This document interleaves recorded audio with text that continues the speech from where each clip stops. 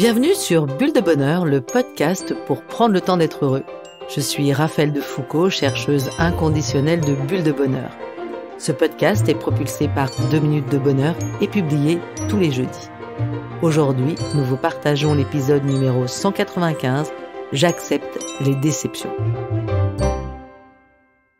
Un témoignage de Charlotte à propos de notre coffret Un temps pour soi, édition postpartum. Elle nous dit: j'ai commencé à bouquiner les livrets du postpartum, c'est génial. Ça devrait être obligatoirement donné à la maternité à toutes les mamans. Merci pour ce bel outil. Merci Charlotte. Et vous, un bébé à naître dans votre entourage? Sans hésiter, offrez à la maman notre coffret Un temps pour soi, édition postpartum. Vous tomberez dans le 1000. Alors rendez-vous sur notre site 2minutesdebonheur.com. Oh là là, mais qu'est-ce que ça me chicote! La déception est une de mes plus grandes peurs. J'ai peur de décevoir mon boss en lui remettant cette trésor si importante. Question perso, j'ai été déçue de mon dernier chrono pour le semi-marathon. Sans parler de ma sœur, tellement déçue d'avoir eu un 3e garçon. Et ma mère, qui ne me soutient pas quand je lui parle de mes inquiétudes. Et que dire à ma super copine, qui galère en amour et accumule les déceptions amoureuses? Même si j'ai bien conscience que c'est sûrement normal de vivre des déceptions, ça me chicote. Comment éviter les erreurs d'appréciation et éradiquer cette émotion désagréable? Dois-je accepter les déceptions qui jalonnent mon existence? Et oui, nous sommes tous confrontés à la déception. Moi, la première. Bien souvent, je me demande si mon podcast Bulle de Bonheur va vous plaire. Quand je choisis les thèmes, est-ce que vous allez aimer? Est-ce que vous allez être déçus? Les déceptions jalonnent notre vie. Déception amoureuse, quand les belles promesses tombent à l'eau. Déception amicale, de l'ami qui ne nous soutient pas en cas de coup dur. Déception professionnelle, d'une promotion avortée ou d'une recherche de travail qui n'aboutit pas. Déception sportive, quand les espoirs de réussite de mon équipe préférée sont ruinés. Il est clair que la déception est une émotion qui s'inscrit dans le registre de la tristesse et elle est en lien avec une situation de perte. Il s'agit d'accepter une perte par rapport à un idéal donné, par rapport à un souhait, par rapport à une attente. Rappelez-vous, la tristesse est une émotion qui vous pousse au retrait. Un retrait salvateur quand il n'est pas durable, bien sûr, car ce retrait permet de digérer. Je vous renvoie pour ça à notre podcast 64, J'accepte la tristesse. La déception, elle indique non seulement une insatisfaction, mais encore qu'il y a un écart entre les attentes et ce qui se passe réellement. J'aime beaucoup, pour l'expliquer, prendre l'exemple de la vallée de la déception de James Clear. C'est un phénomène qu'il a identifié et qui évalue l'écart entre ce que nous croyons qui allait se produire et ce qui s'est produit dans la réalité. Et cet écart, c'est la vallée de la déception. Et ce passage de désert est normal. C'est important de le reconnaître, de l'accepter et d'y mettre une dose aussi de persévérance et d'effort qui vont nous permettre de pouvoir la traverser plus sereinement et franchir ce qu'il appelle le moment décisif. Nous sommes tous passés dans cette vallée de la déception, que nous soyons en couple, au boulot ou dans notre aventure entrepreneuriale. Nous pensons bien souvent que quand nous achèterons le prochain iPhone, quand nous filerons le parfait amour, quand nous aurons une augmentation, nous allons maintenir un niveau de bonheur espéré. Eh bien, en fait, non. C'est une illusion. Nous pensons qu'une fois en possession de ce dont nous rêvons, qu'enfin nous serons arrivés et que nous serons heureux. Dan Gilbert et ses collègues ont créé le biais d'impact pour expliquer ce phénomène. C'est l'idée que nous avons tendance à surestimer l'impact émotionnel des choses sur nous de 2 manières, à la fois en termes d'intensité et de durée. Nous pensons que notre niveau de bien-être va être plus intense qu'il ne le sera au moment où vont arriver les choses et nous pensons que ça va durer plus longtemps qu'en réalité. Comme le dit Gilbert en 2003 dans ses travaux Affective Forecasting, il nous dit que le biais d'impact est la tendance qu'ont les individus à surestimer l'impact qu'auront certains événements à venir sur leurs expériences émotionnelles. Alors concrètement, regardons les travaux d'Hayden, qui est un chercheur américain et qui a étudié les jeunes passant leur permis de conduire, pour essayer de voir s'ils amélioraient ou réduisaient le biais d'impact au fil du temps et des expériences. Alors, sans doute, certains d'entre vous l'ont peut-être vécu. Vous pouvez passer le permis de conduire plusieurs fois de suite avant de l'obtenir. En le passant, vous dites à quel point vous serez heureux si vous réussissez. Puis vous vous rendez compte que vous n'êtes pas finalement aussi heureux que ce que vous le pensiez. Et par contre, pour ceux qui l'ont raté, vous avez sûrement été déçus.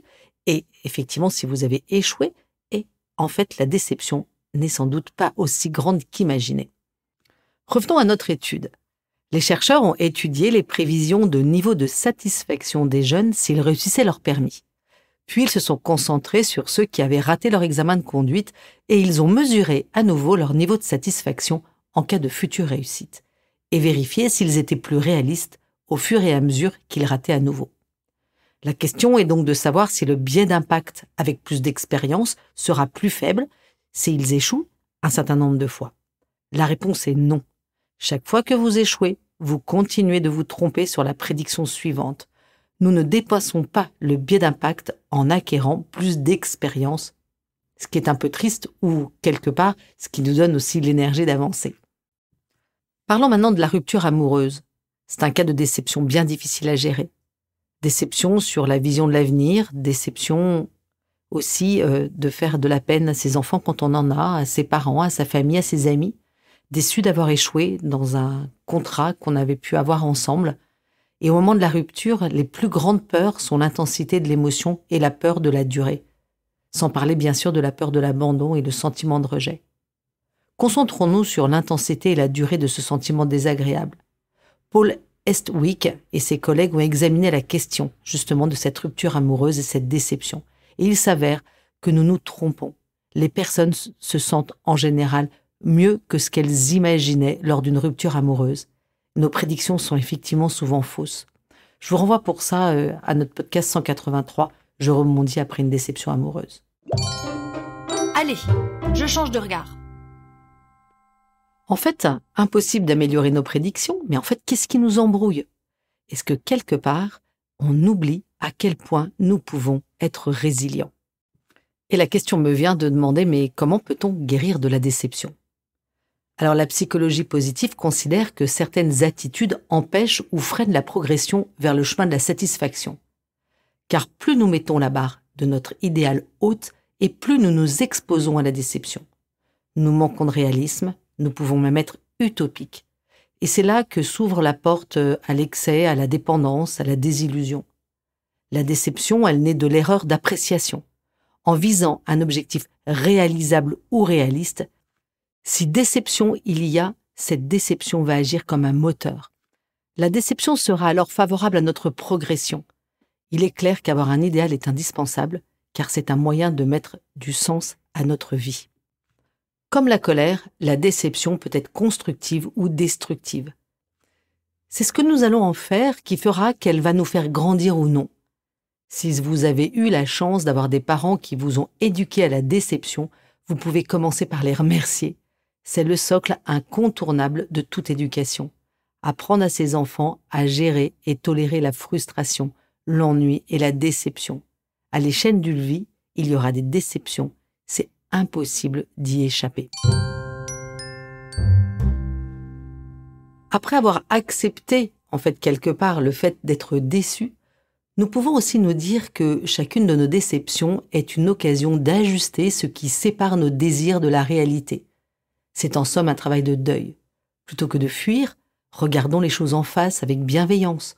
Prenons le recul nécessaire et tentons de comprendre pourquoi nous sommes dans cette situation et comment l'éviter à l'avenir. Grandissons ainsi de la leçon de ce qui nous est arrivé. Que se passe-t-il quand nous n'y faisons pas face? Nous attribuons dès lors soit l'entière responsabilité de la situation vécue, c'est-à-dire notre discours mental délétère du genre « je suis nul, j'y arriverai pas, personne ne m'aime, c'est toujours pareil, etc. » Ou alors, soit nous nous sentons victimes d'une société injuste, les témoins de l'égoïsme humain. La déception est dans ce cas démotivante et démoralisatrice. Nous sombrons dans la critique, qui est, vous le savez bien, loin d'être libératrice. Au contraire, elle nous enferme dans nos peines et nous empêche d'avancer. Je dis souvent que pour avancer, il vaut mieux regarder par le pare-brise de la voiture et regarder devant soi au lieu de regarder uniquement par le rétroviseur, c'est-à-dire regarder uniquement notre passé. D'ailleurs, si la taille du rétro est carrément plus petite que celle du pare-brise, c'est sans doute pour une bonne raison, plus important de bien avancer que de regarder ce qu'il y a derrière. Il est essentiel d'accepter d'être déçu et même d'accepter de décevoir les autres, c'est-à-dire s'affirmer en sortant de l'idéal d'autrui, comme dire non à ma voisine qui veut me refiler ses enfants pour la énième fois, dire non à mon enfant qui veut la tablette en semaine, dire non à mon ado qui veut sortir, éclipser la demande de mon conjoint qui a envie d'intimité. Je vous renvoie pour ça à notre podcast 38, j'apprends à dire non. À partir du moment où je sais être déçu et que je sais le gérer, je n'ai de ce fait-là plus aucune difficulté à envisager que l'autre puisse être déçu et sache à son tour gérer sa déception. Nous sommes parfois ignorants de ce qu'appelle Dale Gilbert, notre chercheur à Harvard dont je parlais tout à l'heure, effectivement ignorants de la puissance de notre système immunitaire psychologique. Que veut-il dire par là ? Il veut simplement nous dire que nous avons cette tendance à nous adapter et à faire face aux éléments négatifs et aux événements négatifs. Nous sommes en fait bien plus résilients que nous l'imaginons. Évidemment, nous n'aimons pas quand des choses pas terribles nous arrivent. Notre esprit n'aime pas quand nous nous sentons mal. Et en fait, nous utilisons des mécanismes pour nous faire nous sentir mieux quand on n'est vraiment pas bien. Par exemple, nous vivons une rupture. Allez-vous juste vous asseoir là et vous lamenter dessus ? Non. Vos amis vont vous sortir. Vous allez continuer à manger. Vous allez vous faire des choses qui vont vous faire plaisir. Vous allez continuer à aller sur Internet, sans doute continuer aussi à travailler et même parfois vous étonner vous-même que vous allez vous mettre à rire malgré toute cette difficulté de vivre cette rupture. En fait, nous ne sommes pas piégés dans cet horrible événement qui se produit. Nous avons beaucoup de résilience pour surmonter les choses. Nous ne sommes pas coincés dans cet événement. Nous avons des mécanismes pour nous faire nous sentir mieux et nous utilisons ces mécanismes beaucoup plus que nous le pensons. C'est ça, en fait, notre système immunitaire psychologique. Nous avons tout un ensemble de mécanismes finalement très puissants qui nous permettent de nous sortir de l'idée que notre vie est terminée, fichue, que nous sommes une mauvaise personne, que tout est horrible, que la vie est terrible et que plus jamais de ma vie je serai heureux. Ce qui est fou, c'est que nous ne réalisons pas combien nous avons de ressources. Nous oublions constamment à quel point nous sommes vraiment résilients. Et cela signifie que nous faisons de temps en temps de mauvaises prévisions et qu'on ne sait pas à quel point nous sommes puissants et résilients. Si vous voulez en savoir plus sur la résilience, je vous renvoie au podcast 65. Et si accepter la déception permet aussi de dépasser les expériences déstabilisantes. Nous pourrions éviter de voir dans la déception un mauvais tour que nous joue la vie, mais une occasion de révéler notre capacité à dépasser les expériences déstabilisantes. Les échecs, nous en avons tous vécu et nous en vivrons encore. S'il semble difficile de changer cette évidence, nous avons en revanche le pouvoir de mieux gérer nos échecs, d'en diminuer l'intensité et d'en faire de réelles sources d'apprentissage et de croissance. C'est ce que je disais c'est ce que j'ai dit plus exactement dans le podcast 34, je surmonte mes échecs. Reprenons le cas de cet enfant qui, quand il apprend à marcher, tombe des centaines de fois, sans doute 2000 fois. Et nous, en tant que parents, nous avons un regard positif sur l'enfant. Il surmonte l'échec de la chute. On pourrait aussi faire référence à des personnes célèbres. Prenons par exemple Thomas Edison, qui a déposé plus de 1000 brevets. À chaque fois, il a dû faire face à une longue série de ratés, à une longue série de déceptions. Et pour créer la première ampoule électrique, il a dû s'y reprendre des milliers de fois. Vous imaginez toutes ces déceptions qu'il a pu vivre, Thomas Edison ? Ces exemples témoignent de la nécessité de passer par des échecs pour mieux réussir après. Ça, c'est quelque chose que j'ai appris en Amérique du Nord, et il l'enseigne très tôt à l'école. L'échec fait partie de notre processus normal d'apprentissage. Dans cette vision, l'erreur a une signification beaucoup plus positive. Elle est mieux acceptée car on la voit comme un indicateur positif, car elle nous montre ce que nous devons travailler, améliorer ou encore ce que nous devons éviter. Car oui, chaque échec est porteur d'une leçon. Effectivement, nous pouvons changer durablement pour mieux ajuster nos attentes. Cela nécessite de le faire petit à petit. Apprendre à réajuster, c'est le travail de toute une vie. Le principe, nous le connaissons. Le mettre en œuvre est une autre affaire. Soyez patient et persévérant. Et rappelez-vous, même si accepter une décision prend du temps et que c'est un chemin de deuil, les choses potentiellement désagréables que nous croyons capables de nous détruire, finalement, ne le sont pas tant que ça. Et hop, je me lance. En bref, si je résume, les déceptions, 1.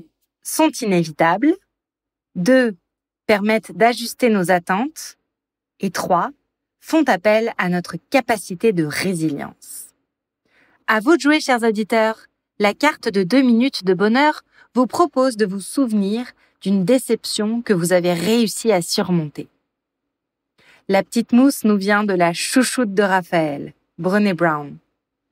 Une attente est une déception tapie dans l'obscurité. Avec Bulle de Bonheur, prenez le temps d'être heureux. Merci pour votre écoute. Si vous avez aimé, dites-le nous avec 5 étoiles. Laissez vos commentaires et envoyez des bulles de bonheur à vos amis et partagez ce podcast. Inscrivez-vous à la newsletter en allant sur notre site 2 minutes de bonheur pour être notifié des prochains épisodes. C'est aussi très facile de nous trouver sur les réseaux sociaux, Facebook et Instagram. Il suffit de chercher 2 minutes de bonheur. Bulle de bonheur est propulsé par 2 minutes de bonheur, des outils pour créer du lien et prendre le temps d'être heureux.